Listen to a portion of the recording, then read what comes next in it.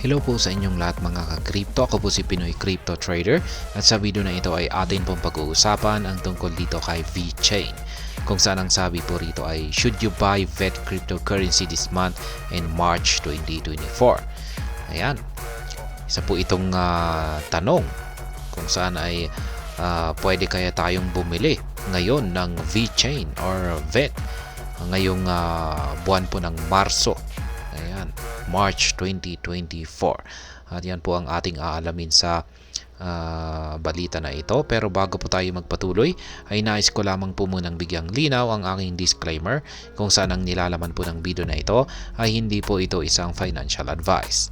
For education and information purposes lamang po ang layunin nito. Maliban po dito ay nais ko na rin pong magbigay babala na wala pong kahit anumang group chat ang Pinoy Crypto Trader. At ayan, ang sabi po rito ay leading on-chain metrics and price prediction firm CoinCodex remains to be bearish on VeChain for the rest of March 2024. Ayan po, isa pong kilalang analytic platform itong si CoinCodex na naglalabas po ng mga predictions sa iba't ibang mga cryptocurrencies. At ngayon ay meron po siyang inilabas na prediction dito kay VeChain kung saan ay base po sa kanyang on-chain metrics ay makakaranas daw po ng bearish or pagbagsak itong si VeChain ngayong buong buwan po ng Marso. Yan, 2024. According to the price prediction, VET could experience a downward trajectory leading to losses for investors. Ayan, ayon po sa prediction na inilabas ni CoinCodex ay ayan, makakaranas po siya ng downward trajectory. Ibig pong sabihin ay tuloy-tuloy na pagbagsak. At ito po ay magre-resulta sa pagkatalo ng mga investors. Ayan. While the losses might not be too harsh, they could be inside the single-digit threshold. Ayan. Sabi dito ay hindi naman po gaanong malaki yung idudulot nito na talo sa mga investors.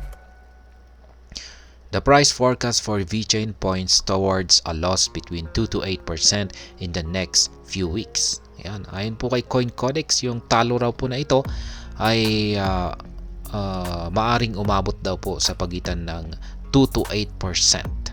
At yan po ay magaganap dito sa paparating na ilang linggo. Though VET could remain firmly at the 4 cents or 0.04 level, the decimals could change rapidly this month. Ayan, maski mananatili raw sa presyo itong si VET sa presyong 4 cents or 0.04 ay maaari raw pong magbago yung kanyang decimals na ito, decimals sa kanyang presyo. Yan, pwedeng mabilis itong magbago sa loob ng buwan na ito.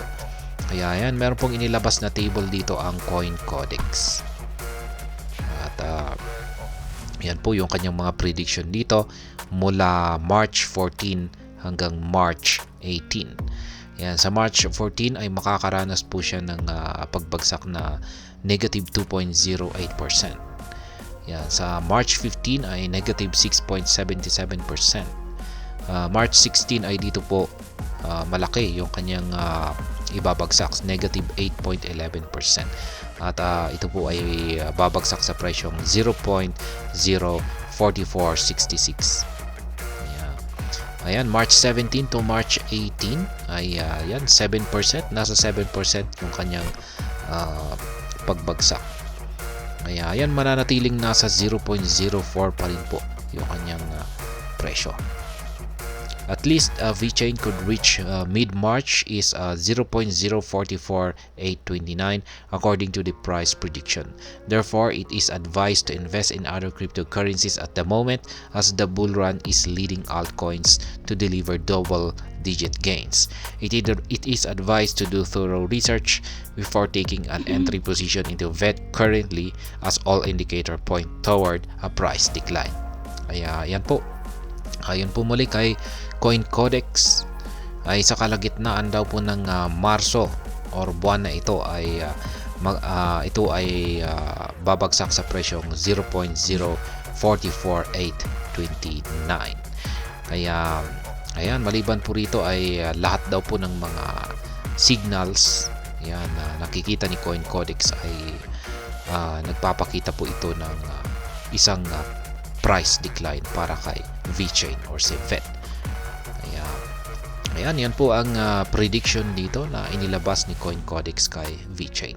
Makakaranas daw po siya ng pagbagsak dito sa paparating na ilang linggo. Kaya ayan, hanggang dito na lamang po tayo sa video na ito. Sana po ay inyong nagustuhan ang aking paliwanag dito. Kung inyo po itong nagustuhan ay pakiclick lamang po ang like button nito. Para naman po sa mga bago lamang dito, kayo po ay aking inaanyayahan para mag-subscribe. Pakiclick na rin po ang bell icon nito dahil ito po ang siya magsisilbing notification nito sa mga bago kong videos na akin pong ina-upload sa aking YouTube channel na ito. Marami pong salamat sa panonood. Ingat po tayo lagi at God bless po sa ating lahat.